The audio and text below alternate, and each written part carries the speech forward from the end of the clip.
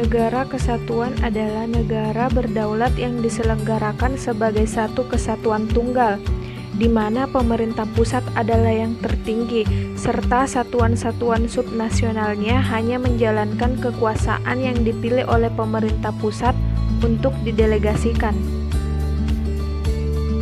Berikut adalah negara-negara yang termasuk negara kesatuan.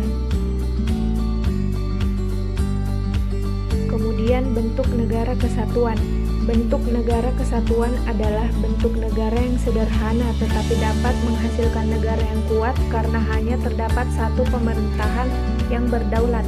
Adapun ciri-ciri bentuk negara kesatuan, yang pertama terdapat pemerintah pusat yang memiliki kedaulatan baik ke dalam maupun ke luar negeri.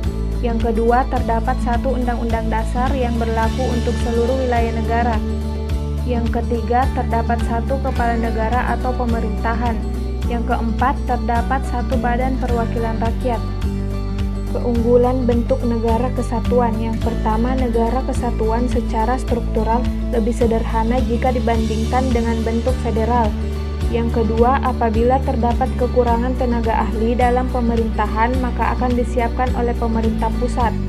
Yang ketiga, relatif stabil untuk mengurangi kecemburuan kemajuan antar daerah, karena bagi daerah yang kurang maju dapat dimintakan anggaran dari pusat dan subsidi-subsidi lainnya. Yang keempat, mengurangi timbulnya sikap separatisme karena pemerintahan tetap dikendalikan dari pusat. Sistem pemerintahan negara kesatuan. Yang pertama, sistem sentralisasi, yaitu semua hal diatur dan diurus oleh pemerintah pusat. Pemerintah daerah bersifat pasif, hanya menjalankan perintah dan peraturan dari pemerintah pusat. Daerah tidak memiliki kewenangan untuk membuat peraturan sendiri. Contohnya Korea Utara.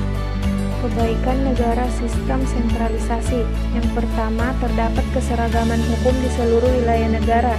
Yang kedua, pemerintahan mengurus langsung semua urusan sampai ke daerah. Yang ketiga, tidak membutuhkan biaya yang besar. Adapun beberapa kelemahan negara kesatuan sistem sentralisasi. Yang pertama, bertumpuknya pekerjaan pemerintah pusat yang dapat menghambat pelaksanaan pembangunan. Yang ketiga, rakyat akan bersifat apatis dan tidak bertanggung jawab dalam pelaksanaan pembangunan di daerahnya. Yang ketiga, peraturan yang dibuat pemerintah pusat sering tidak sesuai dengan kebutuhan daerah. Yang kedua, sistem desentralisasi, di mana pemerintah pusat sebagai pemegang kekuasaan tertinggi memberikan sebagian kekuasaannya kepada daerah untuk mengatur rumah tangganya sendiri, yang disebut juga hak otonom, di mana daerah membuat peraturan yang sesuai dengan kondisi daerahnya, asal peraturan tersebut tidak bertentangan dengan peraturan di atasnya. Negara yang menerapkan sistem ini adalah Malaysia, Indonesia, Jepang, dan lain-lain, di mana pemerintah pusat hanya mengurus urusan-urusan pokok saja, seperti urusan pemerintahan umum, politik, keuangan, dan hubungan luar negeri. Adapun kebaikan negara kesatuan sistem desentralisasi.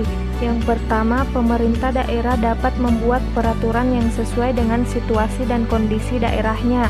Yang kedua, rakyat dapat berperan secara aktif dalam pembangunan untuk memajukan daerahnya. Dan yang terakhir, kelemahan negara kesatuan sistem desentralisasi. Yang pertama, tidak adanya keseragaman peraturan di seluruh wilayah negara. Yang kedua, sistem ini membutuhkan biaya yang besar.